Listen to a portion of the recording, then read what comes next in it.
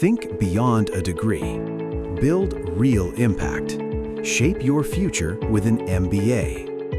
From IILM University. खबर Greenland को लेकर जो इस वक्त सुर्खियों में बना हुआ है, डोनाल्ड ट्रंप की तरफ से कई धमकियां दी जा रही हैं, जिसमें उनका कहना है कि अगर वो इस पर कब्जा नहीं करेंगे तो चीन या रूस कर लेंगे। लेकिन इसी बीच ग्रीनलैंड पर अब जो दुश्मनी अमेरिका और नाटो के बीच देखी जा रही है, उसी बीच रूस और चीन की तरफ से बड़ा बयान सामने आया है। इस पूरे मुद्दे पर रूस और चीन ने ट्रंप के मजे लिए हैं। पूरी खबर क्या है, आइए जानते हैं। तो लगभग हर रोज ग्रीनलैंड को हथियाने की धमकी ट्रंप की तरफ से दी जा रही है। वहीं डेनमार्क ट्रंप की राह में छाती तान कर खड़ा है। लेकिन इसी बीच ग्रीनलैंड पर चल रहे विवाद पर अब चीन के विदेश मंत्रालय की तरफ से बड़ा बयान सामने आया है।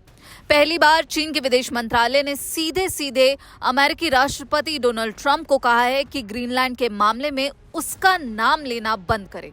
विदेश मंत्रालय की तरफ से कहा गया, हम अमेरिका से आग्रह करते हैं कि तथाकथित चीन खतरे का बहाना बनाकर वो अपने स्वार्थी हितों को आगे बढ़ाना बंद करे।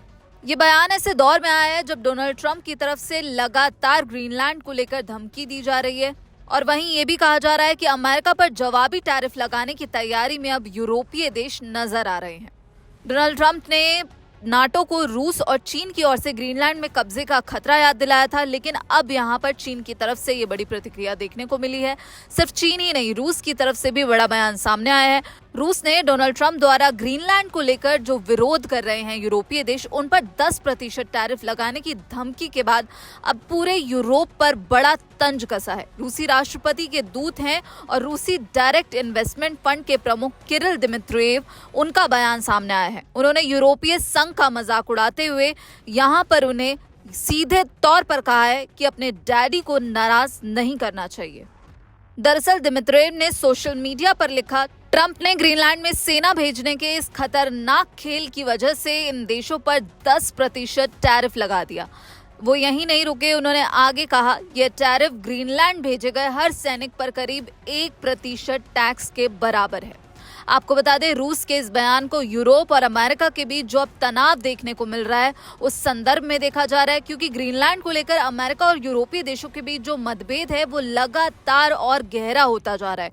वहीं रूस इस मौके पर जो पश्चिमी देशों के आपसी टकराव है उसका मजाक उड़ाता हुआ नजर आया। आपको याद होगा, इससे पहले दिमित्री मेदवेदेव ने कहा था, ट्रंप किसी दिन खुद को ग्रीनलैंड का राष्ट्रपति घोषित कर देंगे।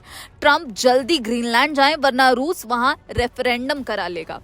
तो पहले भी ग्रीनलैंड के मुद्दे पर रूस की तरफ से ऐसा मजाक देखा गया था, लेकिन अब खुले तौर पर जो यूरोप और अमेरिका के बीच तनाव चल रहा है ग्रीनलैंड को लेकर, उस पर रूस और चीन ट्रंप के मजे लेते हुए नजर आए। इस पूरे मामले पर आपकी क्या राय है, हमें कमेंट बॉक्स में जरूर बताइएगा। बाकी देश और विदेश की खबरों के लिए आप जुड़े रहिए दैनिक जागरण के साथ। नमस्कार।